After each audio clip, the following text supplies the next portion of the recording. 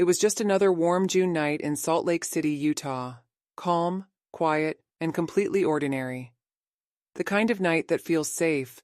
The Smart family had gone to bed after a family gathering, full of routine and comfort. At around 2 a.m. on June 5th, 2002, something unimaginable happened. 14-year-old Elizabeth Smart was asleep in the bedroom she shared with her 9-year-old sister, Mary Catherine. The house was silent. Her parents were asleep down the hall. Then, the sound of metal scraping. A small creak. Footsteps. A man had entered through the kitchen window, armed with a knife.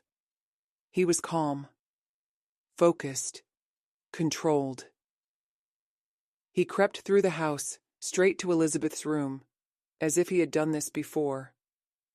He leaned close and whispered, "I have a knife. Don't make a sound. Get up and come with me." Elizabeth, half asleep, stunned, obeyed. The man took her by the arm and led her out of the room. Her sister, still pretending to be asleep, saw everything, but was frozen in fear. Down the hallway, through the kitchen, into the dark. The man and the girl disappeared into the forested hills behind the Smart family's home. By morning, Elizabeth was gone. The morning of June 5th, 2002 began like any other, until Mary Catherine ran into her parents' bedroom, trembling and pale.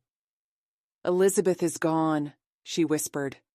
Her mother, Lois Smart, jumped out of bed, confused, disoriented. She thought maybe Elizabeth had gone for an early walk. Maybe it was a dream, maybe a misunderstanding. But the front door was wide open, and Elizabeth was nowhere in the house. Mary Catherine, still shaking, tried to explain. "There was a man. He took her. He had a knife." Panic set in immediately. Ed Smart, Elizabeth's father, called 911. "Hi, I need the police. My daughter has been kidnapped." Within minutes, patrol cars swarmed the neighborhood. Officers searched the house, the yard, the nearby woods. Helicopters hovered over the hills. Bloodhounds were brought in. A full-scale manhunt began. The Smart home became the center of chaos. Police, reporters, volunteers. But there were no clues, no fingerprints, no broken glass, no forced entry. The only witness, Mary Catherine, was just 9 years old, traumatized. Her memories were fragmented, fogged by fear. She remembered the man's voice, his silhouette, the glint of the knife, but not much else. That same day, police began knocking on doors, asking neighbors if they had seen anything strange. Nothing. No one had heard a scream. No one had seen a man walking with a young girl. It was as if Elizabeth had vanished into thin air. For the Smarts, time slowed. Every minute without answers was unbearable. They clung to the hope that she was alive. But with each passing hour, that hope began to fade. What they didn't know was that Elizabeth was still close.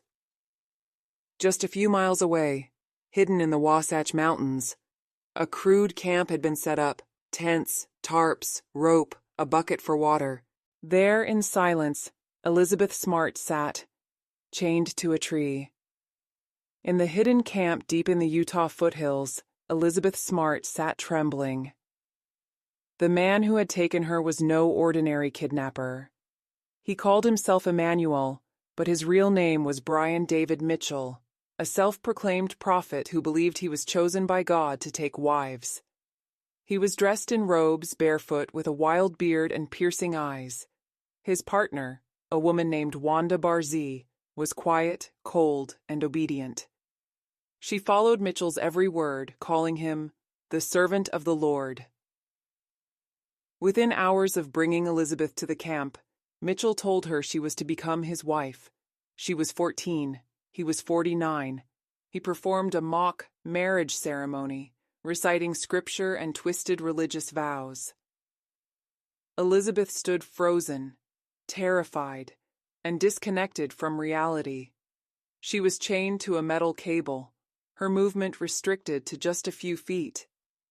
She had no idea if she would ever see her family again. The days blurred.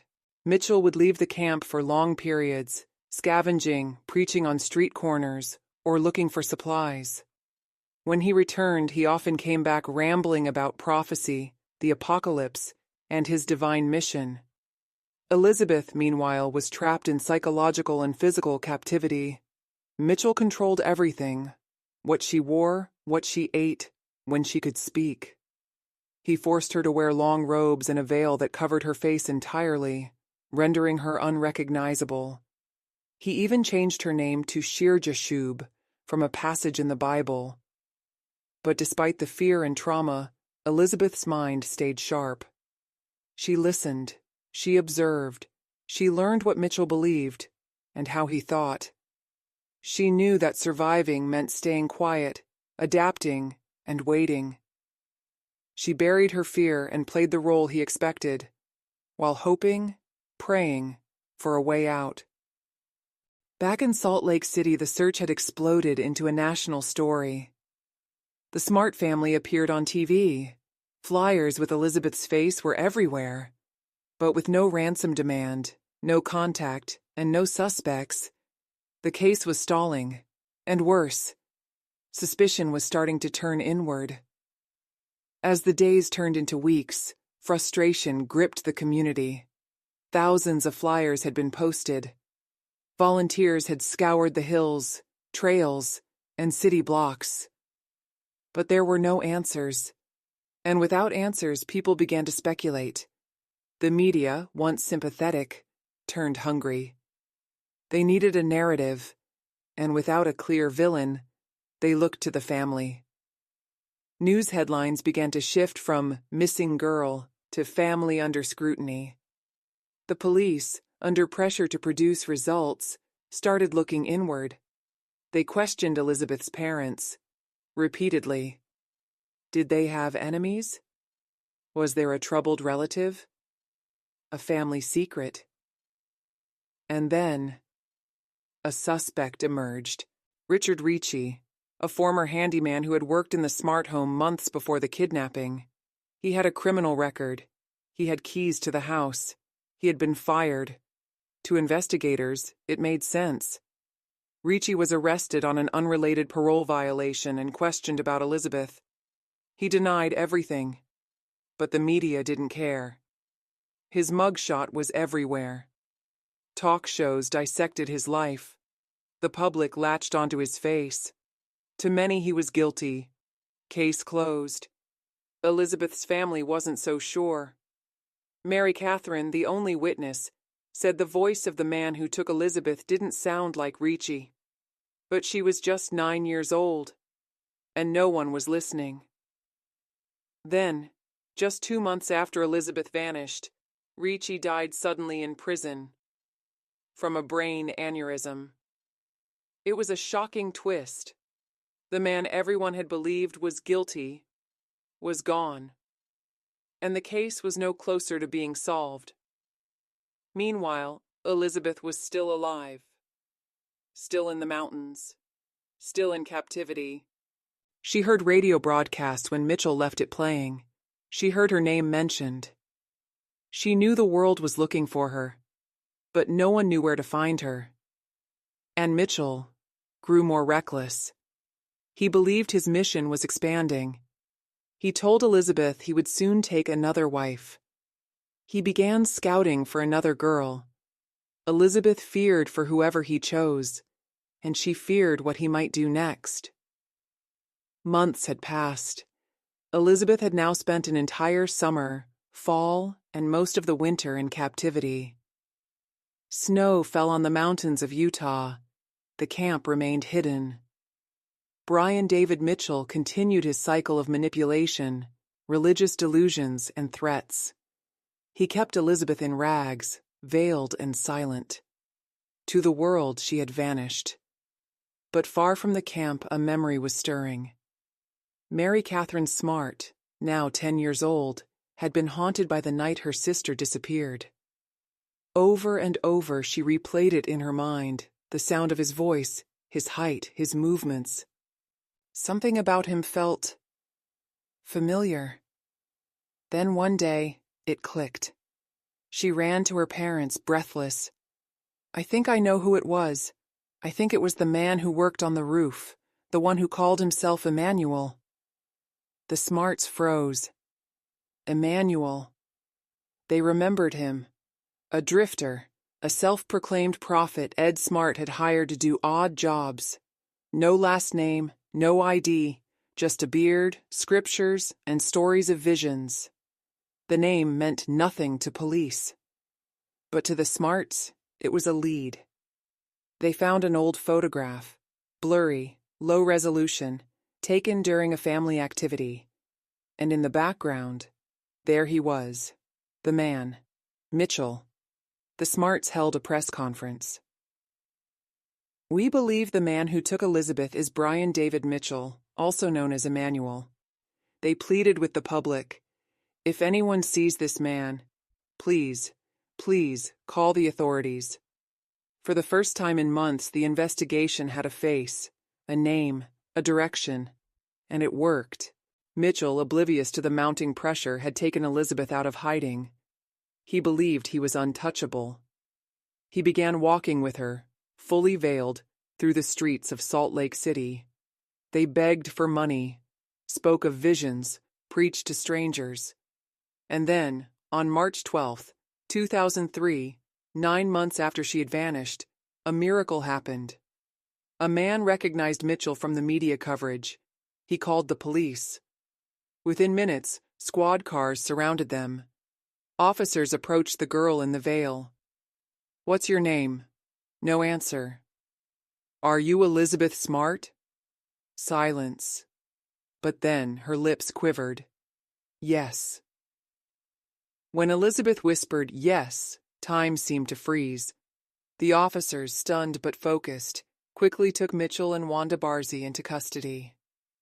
Elizabeth, pale and trembling, was placed in the back of a police car. She was free, but in shock. For 9 long months, fear had become her normal. The world outside felt unreal. As the news broke, Salt Lake City erupted. Elizabeth Smart found alive, flashed across every TV screen. Reporters gathered outside the Smart home, tears in their eyes. Strangers celebrated in the streets. For Ed and Lois Smart, the moment was indescribable. They had prepared themselves for the worst, and now their daughter was coming home. When Elizabeth walked through the front door, her little sister Mary Catherine ran to her, sobbing. Her parents held her tight, unable to speak. It was the kind of reunion that defied words, a mixture of joy, relief, and heartbreak for everything she had endured. In the days that followed, the truth began to emerge. FBI agents interviewed Elizabeth gently, trying to understand what had happened. She told them about the camp, the chains, the threats, about Mitchell's delusions, how he believed he was chosen by God to lead a new kingdom. Brian David Mitchell was charged with kidnapping, sexual assault, and a long list of other crimes. Wanda Barzee, his accomplice, was also arrested. Mitchell tried to portray himself as a religious martyr. In court, he would sing hymns and shout about prophecy. But the evidence, and Elizabeth's testimony, cut through his performance. Elizabeth, now 15, faced her abuser in court with remarkable strength. She described how he had taken her life apart, but how he had not broken her spirit. Barzee eventually pled guilty, receiving a 15-year sentence. Mitchell was convicted in 2010 and sentenced to life in federal prison, without parole.